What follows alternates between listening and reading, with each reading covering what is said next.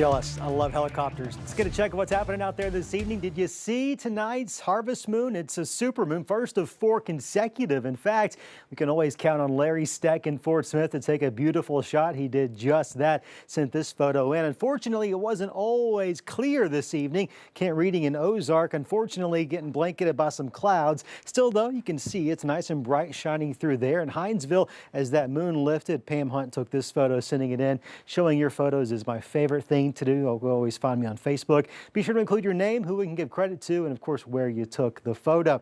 That harvest moon technically is full tonight here in a few minutes at 10:47. We will continue to see partly cloudy skies throughout most of the evening as those clouds continue to thicken up. Now we're dry out there right now, but as we take a look at the big picture, you're going to notice low pressure just to the southeast. What that's doing for us, and yeah, I know you felt it today, it's bringing in a lot more humidity from the Gulf. There's more moisture in the atmosphere. Meanwhile, this front's going to be approaching us from the west as you sleep tonight.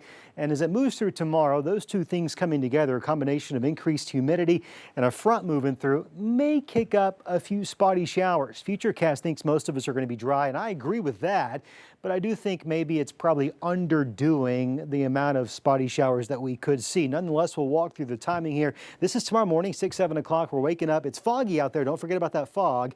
Mostly cloudy skies once that fog burns off. Here comes that front. Winds are shifting out of the north as a result. That northerly wind will inevitably squelch that humidity. That's some good news for us, right? Here's going to be 2 o'clock tomorrow afternoon. Futurecast again, not thinking there's going to be a lot of pop-ups out there. I think there's probably going to be a couple. It's probably going to be very hit or miss, few and far between, not an all-day washout by any stretch of the imagination. There we go, firing off a few of those showers as late as tomorrow evening. Clouds are going to be stubborn even behind that front, but with time those clouds will break, and by Wednesday and Thursday we'll see high pressure chip away at them, and that high pressure brings more sunshine. Meantime, tomorrow's temperatures aren't going to change quickly. Yeah, the front arrives tomorrow, but it's not like flipping a switch. It takes some time for that cooler, drier, less humid air to filter in. Mid to upper 70s, Northwest Arkansas tomorrow, likely some mid, even perhaps some upper 80s in the River Valley, feeling a bit warmer along and south of I-40. But with time, we'll see at least a couple of days of some cooler weather, but that's it.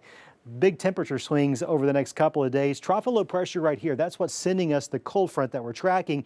But as that jet stream pushes back towards the north, it takes the cold air with it. What does that leave us? Well, it leaves us a heat dome. That's what we would call it in the summer. Ridge of high pressure, whatever you want to call it, builds back into the region by Thursday night into Friday. As a result, we only get a couple of cool days before the summer heat starts to return. Out there right now, you can take a look in Ozark and Poto. Typically, those cameras this late at night are generally pretty dark, but because of that beautiful harvest supermoon out there tonight, that is not the case at all. What do you say we take a look at your 10-day forecast? 79 under a cloudy sky tomorrow, chance of rain about 20%. I want you to draw your eye to Wednesday and Thursday, not the afternoons, but the mornings. How about that?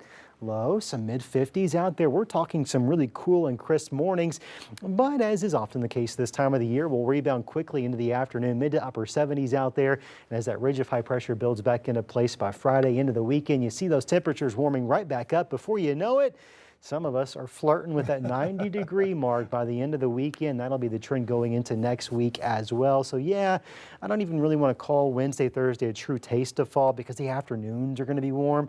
But those mornings are going to be nice and crisp. You'll probably want the light jacket. The kids will at the bus stop for sure.